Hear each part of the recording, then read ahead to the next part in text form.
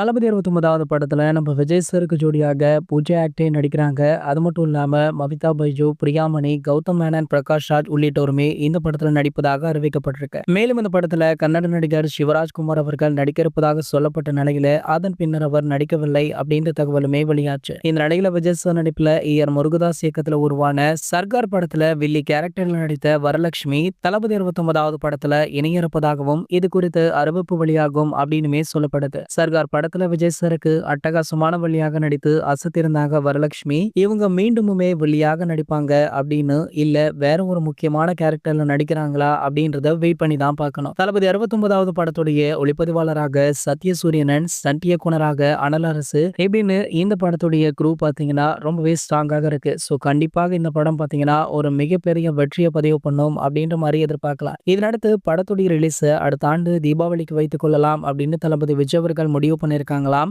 இந்த ரிலீஸ் தேதியை உறுதி பண்ணும் விதமாக அடுத்த அப்டேட்டாக இந்த படத்துடைய முதல் சிங்கிள் ட்ராக் பாடல் வெளியாக இருக்கு. அதுல கண்டிப்பாக படத்துடைய ரிலீஸ் தேதியை மென்ஷன் பண்ணுவாங்க அப்படின்னுமே எதிர்பார்க்கலாம். இது போன்ற தளபதியை பற்றி வெளியாகிற அனைத்து செய்திகளுமே நீங்கள் உடனே தெரிஞ்சுக்க நம்மளுடைய தமிழ் நியூஸ் எக்ஸ்பிரஸ் சேனலை மறக்காம சப்ஸ்கிரைப் பண்ணிக்கோங்க.